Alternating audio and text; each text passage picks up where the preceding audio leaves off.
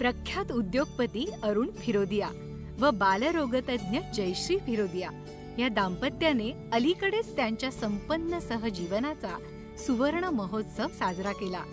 जाती, धर्म, मातृभाषा, शिक्षण, व्यवसाय याबाबतीत भिन्नता असूनही ते त्यांचे आयुष्य समरसतेने जगले आणि आत्ताही जगत आहेत.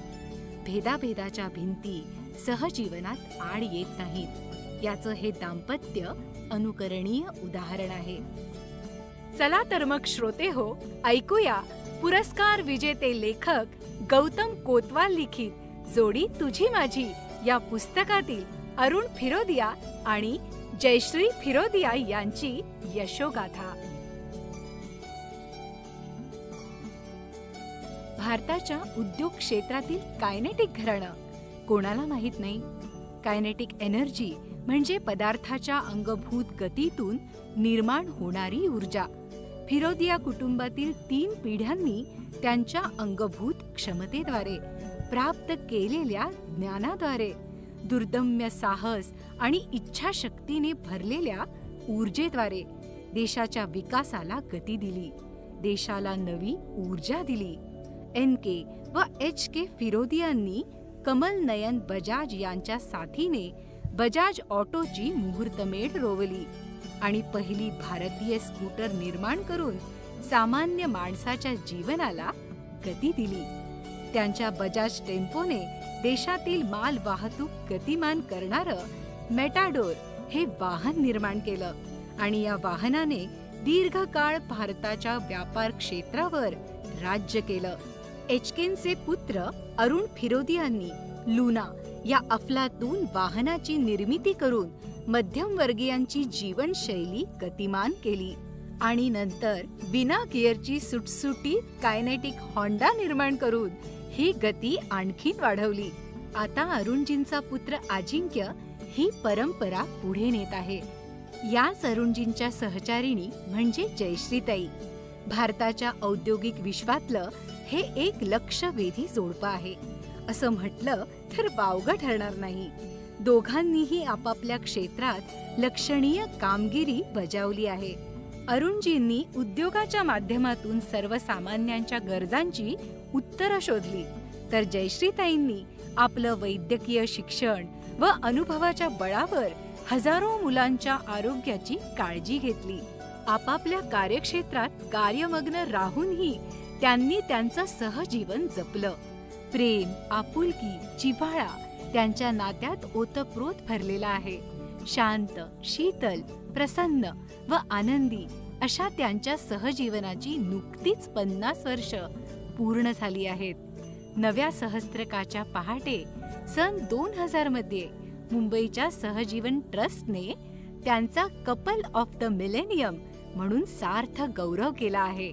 जयश्री फिरोदिया या माहेरच्या जया हरिभाऊ पाठक, त्या मराठी ब्राह्मण कुटुंबातल्या.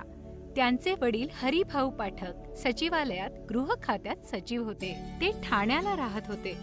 दररोज सकाळी 9च्या दरम्यान लोकलने प्रवास करून सचिवालय गाठायचं आणि रात्री 8 वाजता याच क्रमाने घरी परतायचं. हा त्यांचा दिनक्रम होता. जयश्रीताईंच्या आई किरपेकर कुटुंबातील. त्यांच्या घराण्यात शिक्षणाची मोठी परंपरा होती. आई व मावशी हुजूर पागेत शिकलेल्या. त्यांचे एक मामा डॉक्टर, शल्यचिकित्सक तर 2 मामा इंजिनियर्स होते. साहजिकच शिक्षणाचे उत्तम संस्कार लहानपणापासून जयश्रीताईंवर झाले. त्याही हुशार विद्यार्थिनी होत्या. SSCला ठाणे केंद्रात त्या पहिल्या आल्या होत्या. उच्च शिक्षण त्यांनाही खुणावत होतं. मामांचा आदर्श समोर होता. डॉक्टर व्हायचं हे त्यांचं स्वप्न होतं. मुंबईतल्या लोकलच्या दगदगीपेक्षा पुण्याच्या शांत वातावरणात शिकणं केव्हाही उत्तम या विचारातून वडिलांनी त्यांना पुण्याच्या फर्ग्युसन महाविद्यालयात शिक्षणासाठी पाठवलं. शास्त्र शाखेत त्यांनी प्रवेश घेतला आणि इथेच त्यांची अरुणजींशी भेट झाली. अरुणजींचा औद्योगिक वारसा सुरुवातीला सांगितला आहे. त्यांचे आजोबा स्वातंत्र्यानंतरच्या महाराष्ट्राच्या विधानसभेचे सभापती होते. ते पेशाने वकील होते. स्वातंत्र्यपूर्व काळापासून ते राजकारणात सक्रिय होते. फिरोदिया कुटुंब मूळचं राजस्थानातलं, नंतरच्या काळात महाराष्ट्रात अहमदनगरला स्थायिक झालेलं. स्वतंत्र भारताला स्वयंपूर्ण बनवण्यासाठी भारतीयांनी उद्योगात पाऊल टाकलं पाहिजे, असं गांधीजींचं आवाहन होतं. या आवाहनापासून प्रेरणा घेत अरुणजींचे वडील H.K. फिरोदिया आणि काका N.K. फिरोदियांनी उद्योगात पाऊल टाकलं. वाहन निर्मितीच्या क्षेत्रात त्यांनी काम सुरू केलं. पुण्याच्या औद्योगिक विश्वात त्यांनी प्रवेश केला व भारताच्या औद्योगिक नकाशात पुण्याचं नाव ठळक करण्यात त्यांनी महत्त्वपूर्ण योगदान दिलं. अरुणजींचं उद्योजक कुटुंब आणि जयश्रीताईंचं मध्यमवर्गीय कुटुंब, प्रत्येकाची जगण्याची शैली वेगळी, विचार करण्याची पद्धत वेगळी, जगाकडे पाहण्याची थाटणी वेगळी. त्या दोघांचा धर्म वेगळा, मातृभाषा वेगळी, शिक्षणाच्या शाखा वेगळ्या, स्वभाव वेगळे, असं सगळं असताना या दोघांचा ताळमेळ जुळला कसा? याचं उत्तर आहे त्यांचं एकमेकांवर असलेलं प्रेम. प्रेमी जीवांच्या मध्ये कोणतेही भेद, कोणत्याही भिन्नता अडसर होत नाहीत. नात्यात एकमेकांना समजणं आणि समजून घेणं असेल तर कोणत्याही भेदांना आणि मतभेदांना डोकं वर काढण्यास वाव नसतो. याचं हे कुटुंब जिवंत उदाहरण आहे. फर्ग्युसन महाविद्यालयात दोघंही एका वर्गात शिकत होते. 1959 ते 60 सालचा तो काळ. आजच्या सारखं मुलामुलींचं एकत्र वावरणं त्या काळात नव्हतंच. मुलींचे ग्रुप वेगळे, त्या आपल्या मैत्रिणींमध्ये मशगूल असत, तर मुलं मित्रांमध्ये. अरुणजी SSCला बोर्डात आलेले स्कॉलर विद्यार्थी होते. जयश्रीताई ही ठाण्यात पहिल्या आलेल्या स्कॉलर विद्यार्थिनी. त्या वसतिगृहात राहत होत्या. काही नजर भेटीतच ते एकमेकांकडे आकर्षित झाले. जयश्रीताई सांगतात, एकदा वर्गात मुलांनी कागदी बाण मारल्यावर उठून प्राध्यापकांकडे मी तक्रार केली की सर, आम्ही काय येथे बाण खायला येतो? या मुलांना रागवा ना. माझा हा बाणेदारपणा त्याला आवडला. अरुणजी कॉलेजच्या व्यवस्थापन समितीच्या निवडणुकीत निवडून आले. तेव्हा त्यांनी कॉलेजच्या कॅन्टीनमध्ये मित्रांना पार्टी दिली होती. या पार्टीला त्यांनी जयश्रीताईंना आमंत्रण दिलं होतं. फर्ग्युसन कॉलेजमध्ये इंटर सायन्स पर्यंत ते एकाच वर्गात होते, तरी त्यांच्या भेटी चुटपुटत्याच होत्या. नोट्सची देवाणघेवाण, संक्रांतीचा तिळगुळ देणं, अशा या भेटीगाठी होत्या. त्यातूनच त्यांची मैत्री वाढत गेली. जयश्रीताई सांगतात, खंडाळ्याच्या ट्रिपमध्ये अरुणने पत्त्यांचा जादू दाखवताना माझ्यावरही जादूचा मोहजाळ टाकला. पण मला चोरटं प्रेम नको होतं. मी सरळ मनोगत व्यक्त केलं, मैत्री हवी ठेवायला तर पुढे अंतर देऊ नकोस, जन्माची साथच हवी. अरुणजींनीही ते मान्य केलं. इंटर सायन्स नंतर अरुणजींना पवईच्या IITत BTech साठी प्रवेश मिळाला आणि ते मुंबईला गेले. जयश्रीताई वैद्यकीय शिक्षणासाठी BJ मेडिकल कॉलेजात दाखल झाल्या. दोघंही आपापल्या अभ्यासात गढून गेले. पण त्या काळात ते कधी एकमेकांना फोन करायचे, पत्र पाठवायचे. अधूनमधून कधीतरी त्यांची गाठ भेटही व्हायची. दोघांमध्ये प्रेम वाढत होतं, पण त्याचा फारसा कोणाला पत्ता नव्हता. दोघांच्या घरच्यांना तर नव्हता. जयश्रीताई सांगतात, अरुण तर मजा करत असे. माझी पत्र मित्राच्या नावावर मागवत असे आणि वर त्यालाच चिडवत असे, काय रे, कोणाची पत्र येतात तुला? म्हणून बिचाऱ्याचा चेहरा गोरा मोरा व्हायचा. पाहता पाहता 5 वर्ष उलटली. अरुणजींचं BTech पूर्ण झालं आणि पुढच्या शिक्षणासाठी त्यांना अमेरिकेत बोस्टन येथील जगप्रसिद्ध मॅसेच्युसेट्स इन्स्टिट्यूट ऑफ टेक्नॉलॉजी या संस्थेत प्रवेश मिळाला. जयश्रीताई त्यावेळी MBBSच्या शेवटच्या वर्षाला होत्या. त्यानंतर त्यांना 1 वर्ष इंटर्नशिप करणं भाग होतं. दोघांनीही त्यांच्या प्रेमाबद्दल आपापल्या घरी सांगण्याचा निर्णय घेतला. दोघांच्या घरी आश्चर्याचा धक्का बसला. जयश्रीताईंच्या वडिलांनी चौकशी केली तेव्हा फिरोदिया कुटुंब सुधारक विचारांचं, सुविद्य, सुसंस्कृत असल्याचं समजलं. त्यांनी होकार दिला. अरुणजींच्या कुटुंबियांनीही विवाहाला संमती दिली आणि 12 मे 1965 रोजी पुण्यात सर्व धर्म पद्धतीने त्यांचा विवाह संपन्न झाला. त्यांच्या विवाहाला त्या काळातील ज्येष्ठ समाजवादी नेते S.M. जोशी, नानासाहेब गोरे, ज्येष्ठ उद्योगपती शंतनूराव किर्लोस्कर अशी अनेक नामवंत मंडळी उपस्थित होती. विवाहानंतर गृहप्रवेश झाल्यानंतर अरुणजी व जयश्रीताई मधुचंद्रासाठी सिमला, कुल्लू, मनालीला गेले. जयश्रीताई सांगतात, ते रम्य दिवस अजूनही आठवतात.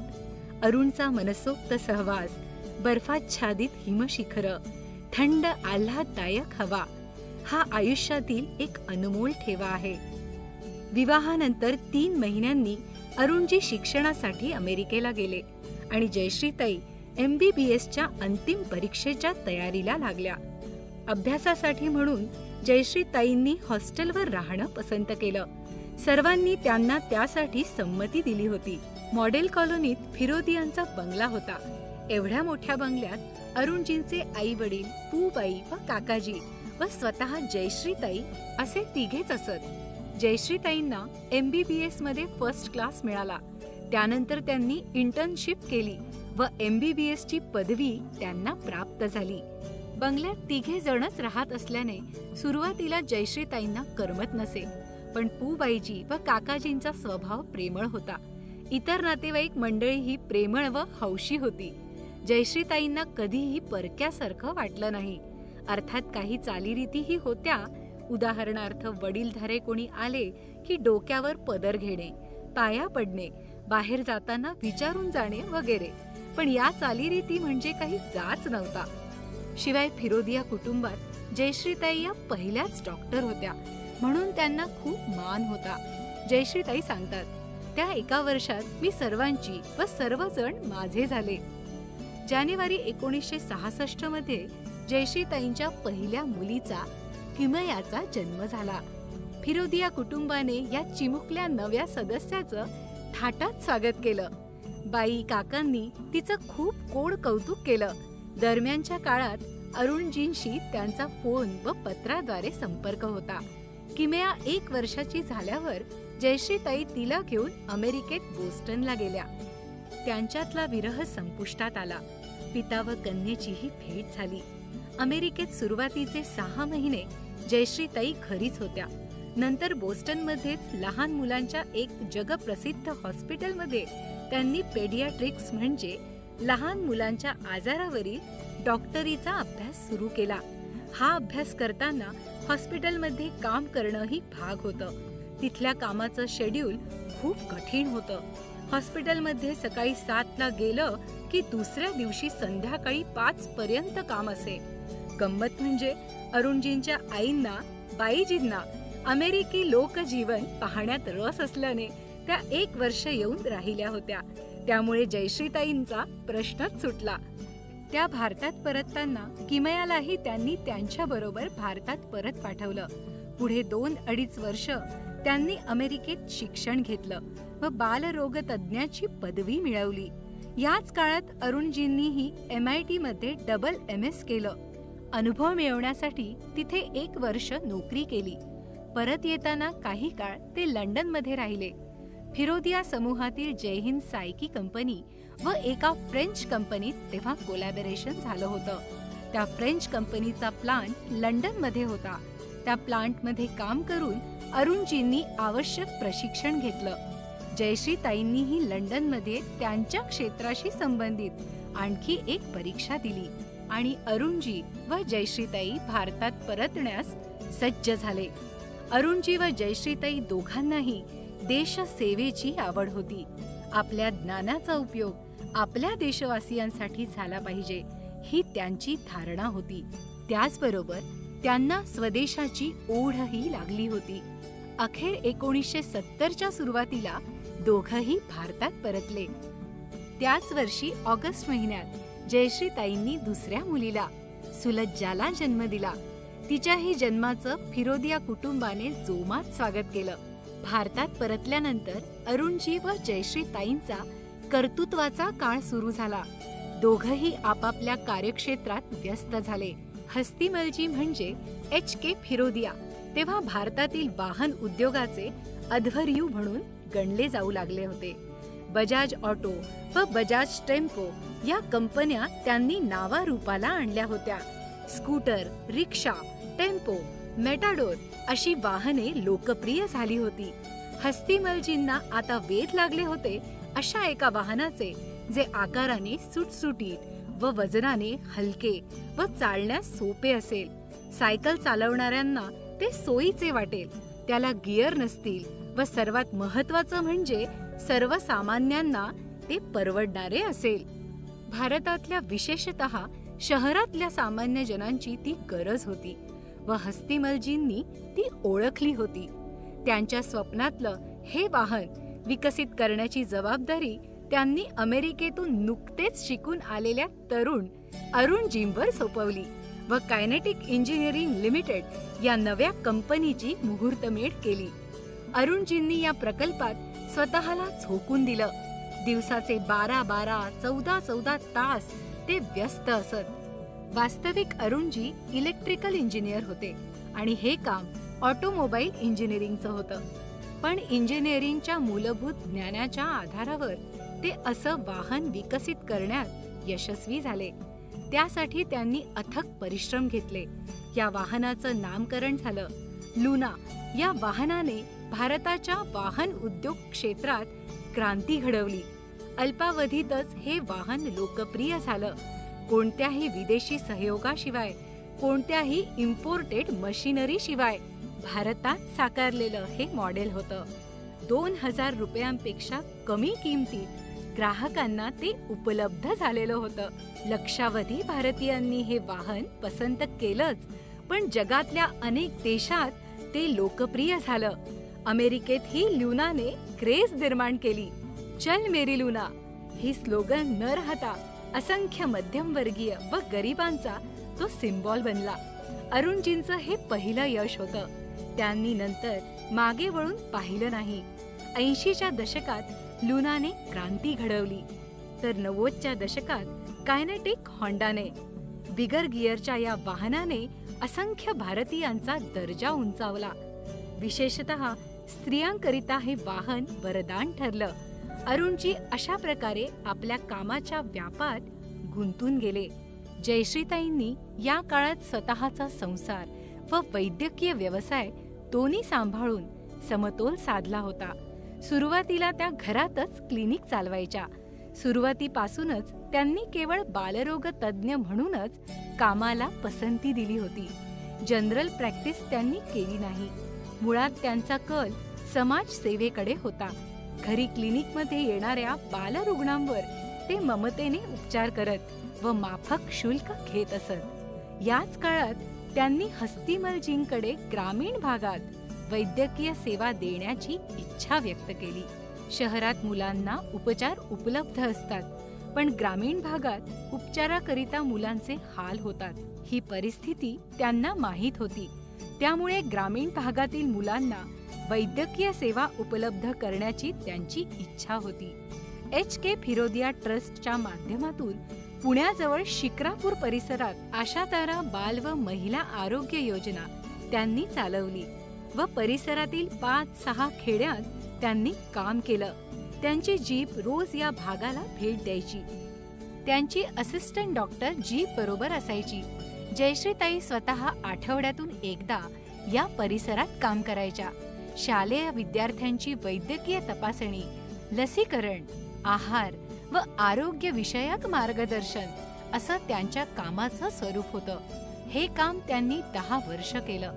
ग्रामस्थांनी त्यांना इतकं भरभरून प्रेम दिलं की त्या गावात आल्या की कोणी ना कोणी त्यांना आपल्या घरी जेवायला घेऊन जायचं. पुढे बजाज टेम्पोमधील HKचे एक सहकारी सूर्यकांत कुलकर्णी यांनी मराठवाड्यात गंगाखेड येथे सामाजिक कार्य सुरू केलं.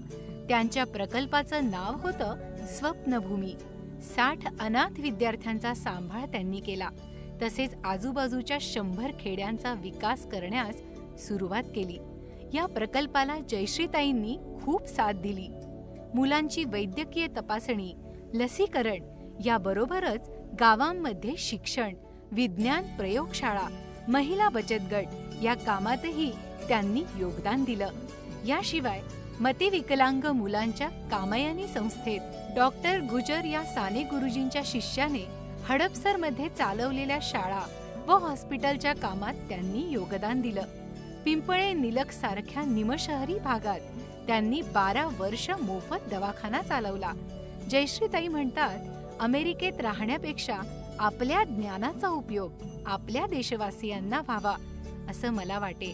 ही दृष्टी मला अरुण, पूज्य काकाजी, बाईंचे माहेर कोटेचा कुटुंब यांची देशसेवेची वृत्ती पाहून मिळाली. अशा प्रकारे अरुणजी व जयश्रीताई आपापल्या कामात गुंतून गेले. तरीही एकमेकांमधलं तसंच कुटुंबातल्या सर्वांशी नातं जपण्याकडेही त्यांचं लक्ष होतं. ते कितीही व्यस्त असले तरी वर्षातून एकदा मुलांना सहलीला घेऊन जायचा शिरस्ता त्यांनी सोडला नाही. कधी माथेरान, महाबळेश्वर सारख्या जवळच्या ठिकाणी, तर कधी काश्मीर, कोडायकॅनल सारख्या दूरवरच्या सहलीला ते जायचेच.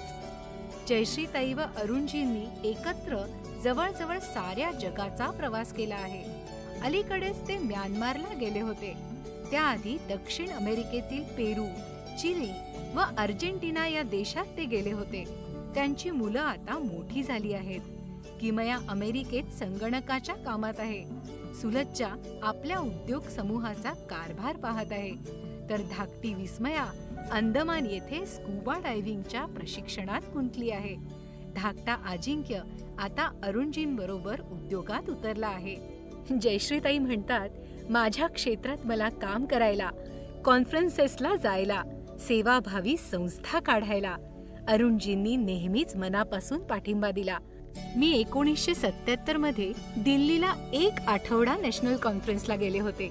तेव्हा यांनी आनंदाने घराची व मुलांची जबाबदारी घेतली होती. असं अनेकदा घडलं. त्यामुळे माझी घुसमट कधीच झाली नाही. अरुणजी जयश्रीताईंच्या कामात रस घेतात.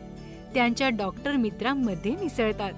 त्यांच्याबरोबर त्यांच्या माहेरच्या सर्व नातेवाईकांच्या घरी व कार्यक्रमांना आवर्जून जातात. मध्यंतरी जयश्रीताईंना अरुणजींच्या मोठ्या इंडस्ट्रीच्या व्यापात हातभार लावावा असं वाटलं. त्या 2 वर्ष दररोज त्यांच्याबरोबर ऑफिसमध्ये जात असत.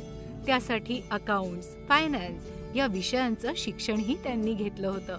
पण ऑफिस, घर, वैद्यकीय सेवा या सर्व कामांचा मेळ जमत नसल्याने त्यांनी त्यांच्या आवडत्या क्षेत्रातच राहण्याचा निर्णय घेतला. जयश्रीताई म्हणतात, त्यामुळे मी कुटुंबियांच्या आरोग्याची काळजीही घेऊ शकले व माझ्या मुलांच्या सर्वतोपरी विकासाकडे लक्ष देऊ शकले. आमच्या मुलांनी वेळोवेळी शिष्यवृत्त्या मिळवल्या, मेरिटमध्ये नंबर पटकावले. सर्वजण अमेरिकेतल्या आयव्ही लीग कॉलेजमधून शिक्षण घेऊन आज कार्यरत आहेत. संगीत, लेखन, वक्तृत्व, क्रीडा यात त्यांना गती आहे. अरुणजी आजही कामात व्यस्त असतात. आपल्या उद्योग समूहास वेळ देतातच, पण मराठा चेंबर ऑफ कॉमर्सच्या कामातही त्यांचा सहभाग असतो. ते चेंबरचे अध्यक्ष असताना चेंबरची ॲग्रिकल्चरल विंग त्यांनी सुरू केली. त्यामुळे चेंबरचं नवीन नामकरण Maratha chamber of commerce, industries and agriculture असं झालं. आता चेंबरच्या जनवाणी प्रकल्पात ते सक्रिय आहेत. ह्या प्रकल्पातून शहराच्या विकासाची अनेक कामं ते करत आहेत. पुणे शहराच्या सांस्कृतिक अंगाची ओळख करून देण्यासाठी जनवाणी प्रकल्पाच्या माध्यमातून दर शनिवार रविवारी हेरिटेज वॉक व फ्रीडम ट्रेल हे उपक्रम राबवले जात आहेत. गार्बेज मुक्त पुणे हा जनवाणीचा आणखी एक महत्वाकांक्षी प्रकल्प आहे. या प्रकल्पाच्या कामात त्यांचा सहभाग असतो. अरुणजी लेखनातही व्यस्त असतात. सध्या ते स्मार्ट सिटी कशी असावी यावर लेखन करत आहेत. शहरं प्रदूषण मुक्त व्हावीत हा त्यांचा ध्यास आहे. त्यावरही त्यांचं लेखन चालू आहे. त्यांनी भुवन मनमोहिनी हे देशभक्तीपर गीतांवर आधारित पुस्तक लिहिलं आहे. ते अनेक शाळांमध्ये मोफत वाटलं. जयश्रीताईंनीही मुलांना वाढवण्यासाठी मातापित्यांना उपयुक्त ठरेल असं बालसंगोपन हे पुस्तक लिहिलं आहे. एकमेकांच्या सामाजिक सांस्कृतिक कार्यात ते सहभागी होतात. दोघांनाही संगीताची आवड आहे. जयश्रीताई गेली 10 वर्ष सुगम व उपशास्त्रीय संगीत शिकत आहेत. जयश्रीताई म्हणतात, अलीकडे ते माझ्यासाठी जास्त वेळ काढतात आम्ही खूप गप्पा मारतो. अगदी सकाळी चहा करण्यापासून क्वचित चांगलं नाटक, सिनेमेही आम्ही पाहतो. भरपूर प्रवास करतो. तसेच लाडक्या नातवंडांशी खेळणे आम्हाला फार आवडते. अरुणजी व जयश्रीताईंच्या सहजीवनाला आता 50 वर्ष पूर्ण झाली आहेत.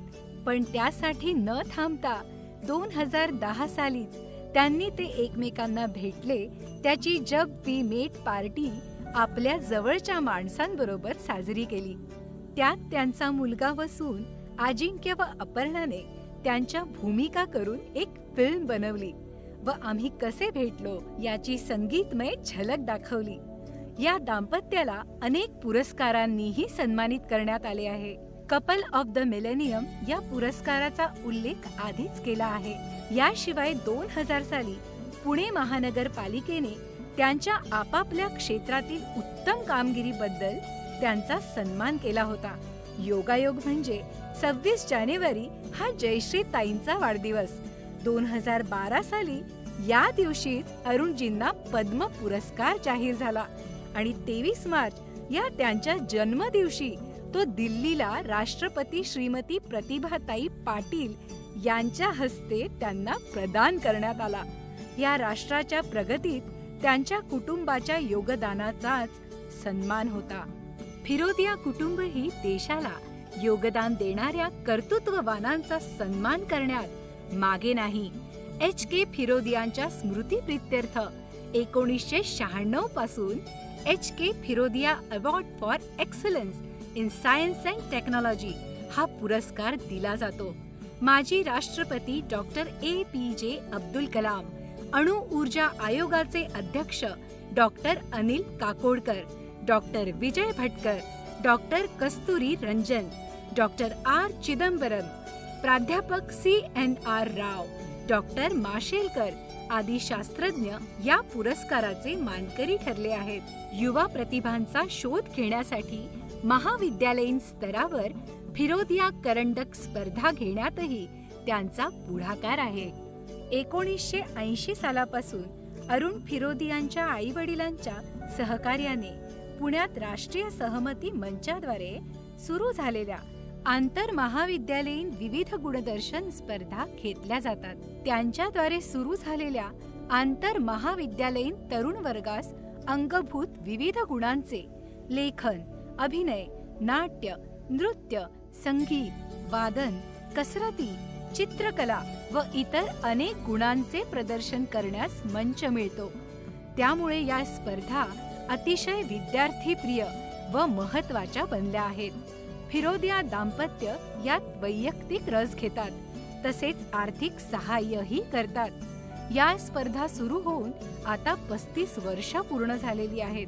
गेली 28 वर्ष कैलासवासी सौ पान कुंवर फिरोदिया यांच्या स्मृतीनिमित्त प्रत्येक जून महिन्यात एखाद्या उत्तम वक्त्याचे सामाजिक जाणीव वाढवणाऱ्या विषयावर भाषण ते स्वर्गीय पान कुंवर फिरोदिया स्मृती दिन व्याख्यान या नावाने आयोजित करतात. पुणेकरांना अतिशय आवडणारा असा हा उपक्रम आहे. एकूणच फिरोदिया दाम्पत्य औद्योगिक, आर्थिक, सामाजिक व सांस्कृतिक क्षेत्रात आपलं योगदान देत आहे व आनंदी, समृद्ध जीवन जगत आहे. त्यांचं कौटुंबिक जीवन तरुण दाम्पत्यासाठी आदर्श आहे. आपला समृद्ध जीवनाचा मंत्र सांगताना जयश्रीताई म्हणतात, पती पत्नीमध्ये सामंजस्य असणं सर्वात महत्वाचं. आपापसात वादविवाद किंवा भांडण करण्याऐवजी प्रश्न कसा सोडवता येईल याचा विचार दोघांनी केला पाहिजे. जरूर पडल्यास दोघांपैकी एकाने थोडा त्यागही करायला हवा. तडजोड हा जीवनाचा अविभाज्य भाग आहे हे प्रत्येकाने लक्षात घेतलं पाहिजे. घराच्या कामात, मुलांच्या संगोपनात दोघांनी जबाबदारीने लक्ष घातलं पाहिजे. एकमेकांना वेळ दिला पाहिजे व एकमेकांची स्पेस सांभाळली पाहिजे. तरच दाम्पत्य जीवन सुखी होतं.